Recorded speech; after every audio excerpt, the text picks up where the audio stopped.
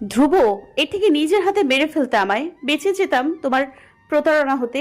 গাছের আড়ালে দাঁড়িয়ে ধ্রুব, পাশে দাঁড় করানো লাগেজটা শার্টের হাতা দিয়ে বারবার চোখ মুছছে ধ্রুব, কিন্তু প্রতিবার ভিজে উঠছে তাও।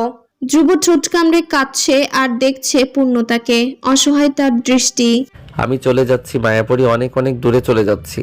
দাঁড়িয়ে থেকে তোমার বিয়ে দেখার সাহস শক্তি কোনোটাই আমার নেই, কিন্তু গায়ে হলুদের সাজে তোমাকে দেখার লোভটাও যে সামলাতে পারলাম না। অপেক্ষা করে করে রয়ে গেলাম। এবার যে যেতে হবে। ভালো থেকো মায়াপুরী, খুব ভালো থেকো। ভুলে যেও আমাকে, আমার ক্ষণিকের ভালোবাসাকে। সময় পেরিয়ে গেছে অনেকটা, পূর্ণতা ফিরছে না দেখে উৎকণ্ঠিত সকলে। ধীর বারবার হাত ঘড়ি দেখছে, একটা মানুষের ওয়াশরুম থেকে আসতে এত সময় লাগে।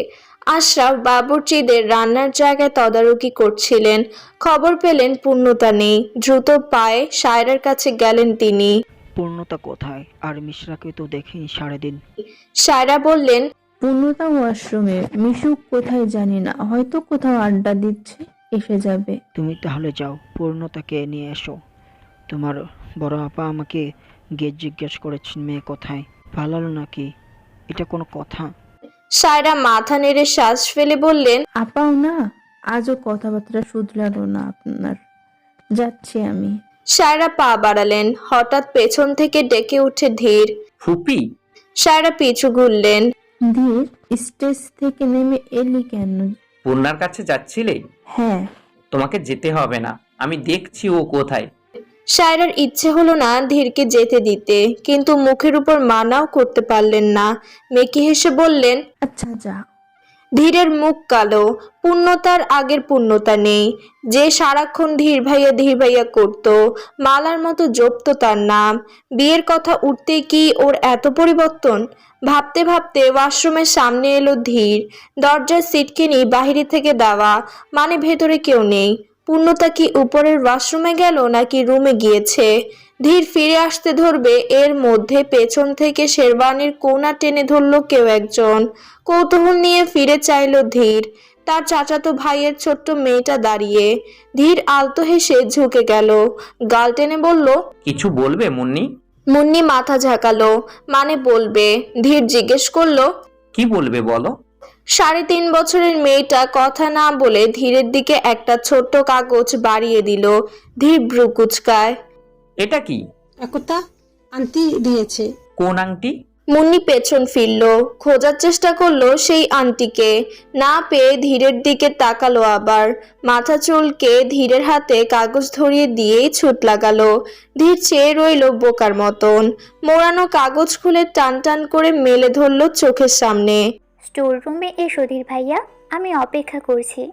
ধীরের অবাক লাগলো প্রথমে, পূর্ণতা এভাবে তাকে ডাকতে পারে এ ছিল ধারণাতীত।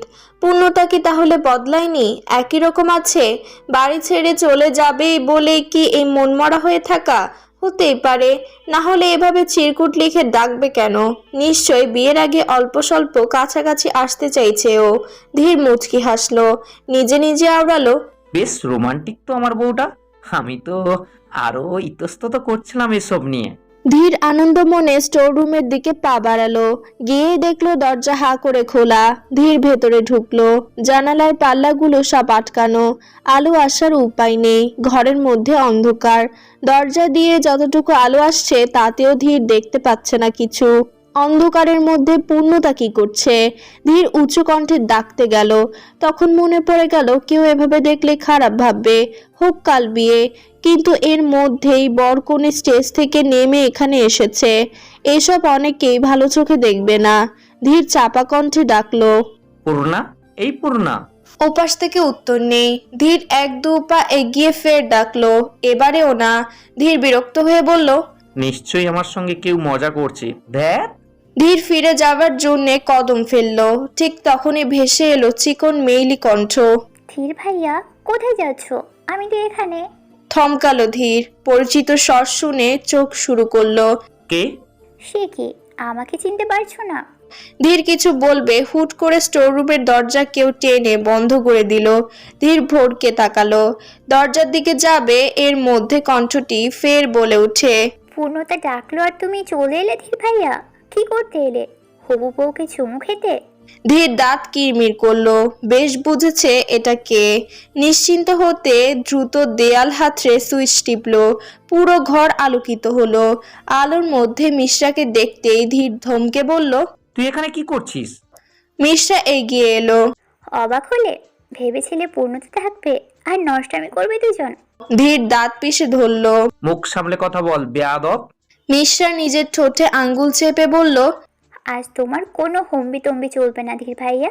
আজ শুধু মিশিরার কামাল দেখবে, কিভাবে সে তোমার জীবনটা নরক বানিয়ে দেয়। শেষ কথাটা চিবিয়ে চিবিয়ে বলল মিশ্রা। ধীর গায়ে মাখলো না, পেছন ফিরে দরজা খোলার চেষ্টা করলো। দরজা বাহিরে থেকে বন্ধ বুঝতে পেরে মিশ্রাকে কটমট করে বলল। দরজা কে বন্ধ করেছে? এক্ষুনি খুলতে বল মিশ্রা। মিশ্রার নিরুদ্বেগ জবাব। আমি কি জানি, আমি নিশ্চয়ই ভিতরে বসে অদৃশ্য হাতে বন্ধ করিনি। দরজা যেই লাগাক সেও হয়তো চাইছে তুমি এখানেই থাকো। ফাজলামো করার সময় এটা নয় মিশ্রা। ওখানে সবাই আমার আর পূর্ণার জন্য অপেক্ষা করছি। ধীর যথাসাধ্য নিজেকে ঠান্ডা করে বলল। মিশ্রা হাসলো, দুর্বোধ্য হাসি। অপেক্ষা করে কি লাভ ধীর ভাইয়া? বিয়ে যদি আটকে যাই? সহ্যের সীমা ছাড়িয়ে যাস না মিশু। এবার কিন্তু তোর গায়ে হাত উঠে যাবে আমার। দরজা কে লাগিয়েছে? খুলতে বল। ধীরের আগুন দৃষ্টিতে কোনো তোয়াক্কাই করলো না মিশ্রা। গায়ে হাত দেবে? তাও না, আমিও তো তাই চাইছি। আচ্ছা দাঁড়াও, তোমার কাজটা এক ধাপ এগিয়ে দিয়েছি আমি, যাতে বাকিদের বুঝতে সুবিধা হয়। ধীর বিভ্রান্ত হয়ে চেয়ে রইল। কি করতে চাইছে এই মেয়ে? মিশ্রা টুর হেসে গলায় ঝোলানো স্কার্ফ দূরে ছুঁড়ে মারল। ধীর অবাক হলো। মিশ্রা টান মেরে টপসের হাতা দুটো ছিঁড়ে ফেললো। পরপর ছিঁড়ে ফেললো বুকের কাছের অংশটুকুন। অন্তর্বাস উন্মুক্ত হলো সঙ্গে সঙ্গে। ধীর চমকে বলল। এসব কি করছিস? মিশ্রা ঠোঁটে লিপস্টিক লেপটে দিল। ঝুঁটি বেঁধে রাখা চুল ছেড়ে এলোমেলো করে দিল হাত দিয়ে। ধীর আর্তনাদ করে বলল। মিশু, পাগল হয়েছিস তুই? মিশ্রা রহস্য হাসলো, পর মুহূর্তে চিৎকার করে উঠল। বাঁচাও বাঁচাও ধীর ভাইয়া, আমাকে ছেড়ে দাও প্লিজ, প্লিজ যেতে দাও আমাকে, বাঁচাও আমাকে, দরজা খুলে দাও, কে আছো? ধীর স্তম্ভিত হতভম্ব হয়ে বলল। চিৎকার করছিস কেন? আমি তো কিছু করিনি। মিশু চুপ কর, চুপ করতে বলেছি তোকে। ধীরের চোখ রাঙানো মোটা কণ্ঠ কোনো কাজে এলো না। মিশ্রার চিৎকারের গতি উল্টে বেড়েছে। ধীর বুঝলো পরিস্থিতি খারাপের দিকে যাচ্ছে। মিশ্রার চেঁচানো শুনলে যাচ্ছে তাই কাণ্ড হবে। ওকে এক্ষুনি থামানো দরকার। ধীর লম্বা পায়ে এগিয়ে গিয়ে মিশ্রার মুখ চেপে ধরলো। কিরমির করে বলল। এসবের মানে কি? তুই? হুট করে দরজা ঠেলে দিল কেউ। খট করে শব্দ হলো। ধীর মিশ্রার মুখ চেপে ধরা অবস্থায় তাকালো। দরজায় দাঁড়ানো লোকগুলোকে দেখে চটজলদি মিশ্রার মুখ থেকে হাত সরালো। ছাড়া পেয়েই দৌড়ে গিয়ে সায়রার বুকে ঝাঁপিয়ে পড়ল মিশ্রা। হু হু করে কেঁদে বলল। মম, ধীর ভাইয়া, ধীর ভাইয়া, আমাকে এখানে ডেকে নে। মিশ্রা হাউমাউ করে কাঁদছে, যেন কান্নার তোপে কথা বলতে পারছে না। ধীর স্তব্ধ, মাথায় আকাশ ভেঙে পড়ল দুই পরিবারের সদস্যদের। রাগে চোখ মুখ শক্ত হলো আশরাফের। এত বড় সাহস তোমার ধীর? তুমি আমার মেয়ের সাথে? ধীর উদ্বিগ্ন হয়ে বোঝাতে গেল। আঙ্কেল, আঙ্কেল, ও মিথ্যে বলছে। আমি কিছু করিনি। মা বিশ্বাস করো, বাবা বিশ্বাস করো, তুমি, আমি কিছু করিনি। নাটক করছে মিশ্রা। সবার মধ্যে পূর্ণতাও দাঁড়িয়ে। সে নিশ্চল চোখে চেয়ে চেয়ে দেখছে সব। মন মস্তিষ্ক খেয়াল কোনোটাই এদিকে নেই। সবটা অন্য কোথাও, অন্য কারো দখলে। সায়রা মিশ্রাকে বুকে চেপে রেখে ধীরকে বললেন। তাহলে এই ঘরে তুই কি করছিলি ধীর? তুই তো পূর্ণতাকে খুঁজতে গিয়েছিলি তাই না? তবে ঠিক কি কারণে স্টোর রুমে এসেছিস তুই? বোঝা আমাদের। হ্যাঁ ফুপি, আমি পূর্ণাকেই খুঁজতে গিয়েছিলাম। আমি নিজে আসিনি এখানে, পূর্ণার চিরকুট পেয়ে এসেছি। মেহেবুব পূর্ণতাকে শুধালেন। সায়রা বললেন। ও তোকে চিরকুট দেবে কিভাবে? ও তো এলোই আমাদের সঙ্গে। আমি সত্যি বলছি মেহেবুব হাত উঁচু করে থামতে বললেন ধীরকে। পূর্ণতাকে শুধালে। তুমি কি ওকে কোনো চিরকুট পাঠিয়েছো পূর্ণতা? পূর্ণতা অন্য মনস্ক ছিল। মেহেবুবের কণ্ঠে নড়ে উঠে বলল। মেহেবুব ফের একই কথা শুধালেন।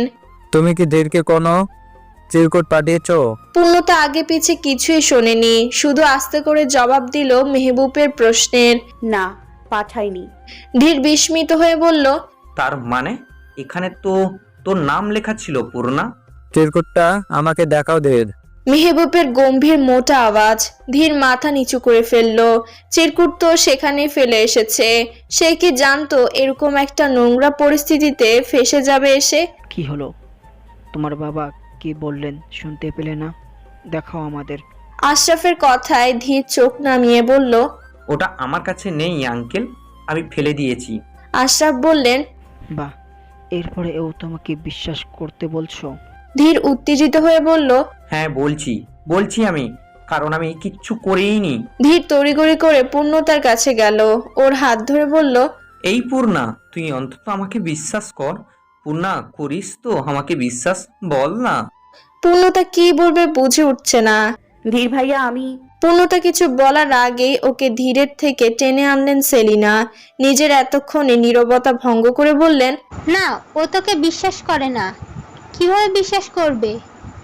ওর সাথে বিয়ে ঠিক করে তুই ওর বোনের দিকে হাত বাড়িয়েছিস, আর ও কিনা তোকে বিশ্বাস করবে? ব্যাপারটা কি হাস্যকর নয় ধীর? ধীর এক পা পিছিয়ে গেল, অবিশ্বাস্য চোখে তাকালো মায়ের দিকে। মা, তুমিও? সেলিনা কেঁদে ফেললেন, তবু শক্ত কণ্ঠে বললেন। হ্যাঁ, আমিও। মিশুর এই অবস্থা দেখে আমি কেন, সারা বিশ্ব বুঝবে ওর সাথে তুই কি করতে যাচ্ছিলি। ধীর আর্তনাদ করে বলল। মা, আমি কিচ্ছু করিনি। বললেই হলো না ধীর, মিশুর দিক তাকালেই স্পষ্ট প্রমাণ মিলেছে তুই কি করছিস বা কি করতে চাইছিলি। শায়রার কথায় ধীর চোয়াল কঠিন করে মিশ্রার দিকে তাকালো। লাল লাল চোখ দুটো নিবদ্ধ হলো মিশ্রার মেকি কান্নারত মুখটায়। ধীরকে তাকাতে দেখে মিশ্রা কান্নার মধ্যে বাঁকা হাসলো। ধীরের হিতাহিত জ্ঞান হারিয়ে গেল, ক্রুদ্ধতায় ঘিরে ফেললো মস্তিষ্ক। এইসব তোর জন্য হয়েছে, তোকে আমি মেরেই ফেলবো। ধীর দাঁত কপাটে খিচে মিশ্রার কনুই ধরে টান মারল। ভরকে গেল সবাই। আক্রোশে ফেটে পড়ে মিশ্রার গলা চেপে ধরল। আতকে উঠল সকলে। উদ্যত হলেন ধীরের থেকে মিশ্রাকে ছাড়াতে। বেগ পহিয়ে ধীরকে সরাতে পারলেন মেহবুব। মিশ্রার কাশি উঠে গেছে। মেহবুব সঙ্গে সঙ্গে ঠাস করে চর বসালেন ছেলের গালে। সেলিনার শাড়ির আঁচলে মুখ চেপে ধরলেন। ধীর অবাক নেত্রে বাবার দিকে তাকালো, অস্পষ্ট কণ্ঠে বলল। আমাকে মারলে বাবা? মেহবুবের শরীর রাগে কাঁপছে। মারলাম? আজ অব্দি কখনো তোমাদের গায়ে হাত তুলিনি।